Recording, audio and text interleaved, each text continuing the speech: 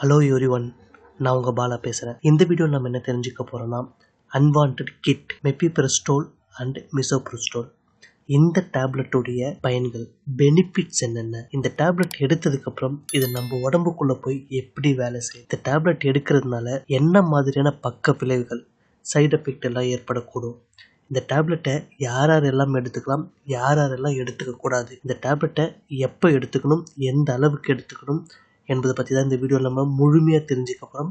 வாங்க வீடியோக்குள்ளே போகலாம். அதுக்கு முன்னாடி இது வரைக்கும் நம்ம சேனலை நீங்கள் சப்ஸ்கிரைப் பண்ணலன்னா இப்போ சப்ஸ்கிரைப் பண்ணிவிடுங்க. அப்போ தான் என்னுடைய அடுத்தடுத்த வீடியோக்கள் உங்களுக்கு நோட்டிஃபிகேஷனாக வந்து சேரும். ஃபஸ்ட்டு, இந்த மருந்தினுடைய பயன்கள், பெனிஃபிட்ஸ் என்னென்ன என்பதை தெரிஞ்சுப்போம். இந்த மருந்து ஆரம்ப கால கர்ப்பத்தை நிறுத்த, மெடிக்கல் அபார்ஷன் செய்ய பயன்படுத்தப்படுது.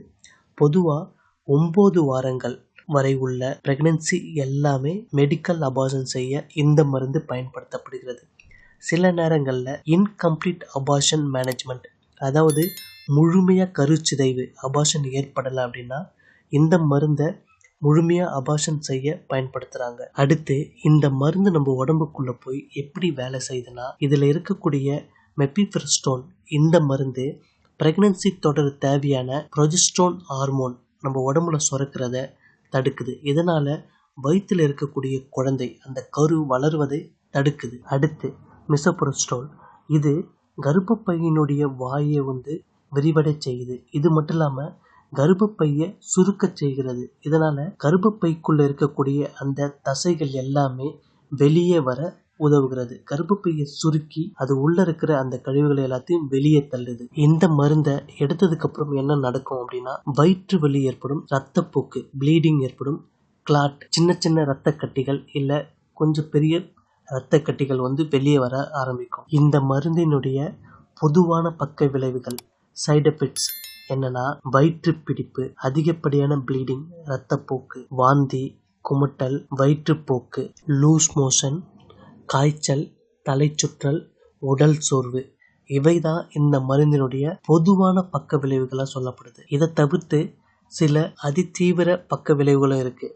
அது என்னன்னா, 2 மணி நேரத்துக்கும் அதிகமாக அதிகப்படியான ரத்தப்போக்கு ப்ளீடிங் இருக்கிறது, மயக்கம் ஏற்படுவது, கடுமையான வயிற்று வலி ஸ்டொமக் பெயின், மோசமான துர்நாற்றத்துடன் ரத்தப்போக்கு ஏற்படுவது, பேட் ஸ்மெல்லோட ப்ளீடிங் ஆகுதல், 38 டிகிரி செல்சியஸுக்கு மேலே உங்களுக்கு ஜுரம் ஏற்படுதல், இல்லைனா மூச்சு விடுவதில் ப்ராப்ளம், ப்ரீத்திங் டிஃபிகல்ட்டி இருந்தாலும் இல்லை நெஞ்சு வலி இருந்தாலும் நீங்கள் உடனே உங்கள் டாக்டர்கிட்ட இன்ஃபார்ம் பண்ணி முறையான ட்ரீட்மெண்ட்டை எடுத்துக்கணும்.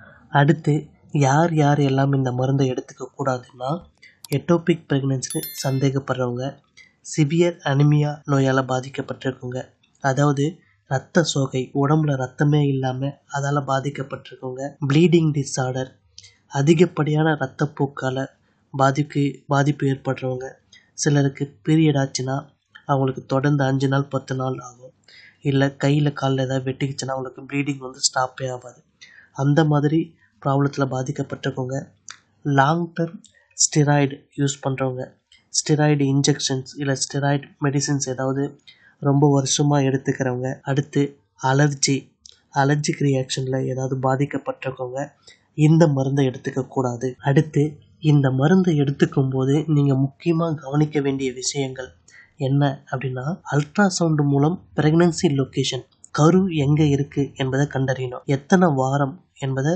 கன்ஃபார்ம் செய்யணும், டாக்டருடைய ஃபாலோ அப் அண்ட் அறிவுரை ரொம்ப அவசியம். சில நேரத்தில் முழுமையாக அபார்ஷன் ஆகாது, ஸோ அவங்களுக்கு கூடுதலான ட்ரீட்மெண்ட் தேவைப்படும். இந்த மருந்தை எடுத்துக்கிற பல பெண்களுக்கு ஒரு சந்தேகம் இருக்குது, இந்த மருந்தை எடுத்துக்கிட்டால் ஃப்யூச்சரில் ப்ரெக்னன்சி ஆக முடியுமா, குழந்தை பெற்றுக்க முடியுமா அப்படின்ற ஒரு சந்தேகம் எல்லாருக்குமே ஏற்படுது. இந்த மருந்தை சரியான முறையில் எடுத்துக்கிட்டிங்கன்னா நீங்கள் ஃப்யூச்சரில் ப்ரெக்னன்சி ஆக முடியும், நல்லபடியாக குழந்தை பெற்றுக்க முடியும். அடுத்து, இந்த மருந்தை உங்கள் டாக்டருடைய ஆலோசனைப்படி பயன்படுத்துங்க. நீங்களாக ஃபார்மசியில் வாங்கி பயன்படுத்தாதீங்க. எட்டோபிக் ப்ரெக்னன்சியாக இருந்தால் இதை பயன்படுத்தவே கூடாது. அதே மாதிரி இந்த மருந்தை எடுத்ததுக்கப்புறம் நல்லா ரெஸ்ட் எடுக்கணும். அதிகப்படியான ரத்தப்போக்கு ப்ளீடிங் இருந்தாலோ இல்லை இன்ஃபெக்ஷன் இருந்தாலோ நீங்கள் உடனே உங்கள் டாக்டரை போய் சந்தித்து முறையான ட்ரீட்மெண்ட்டை எடுத்துக்கணும். இதை தவிர்த்து உங்களுக்கு வேறு ஏதாவது சந்தேகம் இருந்தால் கீழே கமெண்ட்டில் டைப் பண்ணுங்கள், நான் ரிப்ளை பண்ணுறேன். இந்த வீடியோவை எல்லாருக்குமே ஷேர் பண்ணுங்க. எல்லாருமே இந்த அன்வான்டட் கிட் மருந்தினுடைய பயன்கள் என்னென்ன, இது எப்படி நம்ம உடம்புக்குள்ள வேலை செய்யுது, இதனுடைய சைடு எஃபெக்ட்ஸ் பக்க விளைவுகள் என்னென்ன என்பதை எல்லாருமே தெரிஞ்சுக்கிட்டோம். நம்ம வேற ஒரு வீடியோவில் சந்திப்போம். நன்றி, வணக்கம்.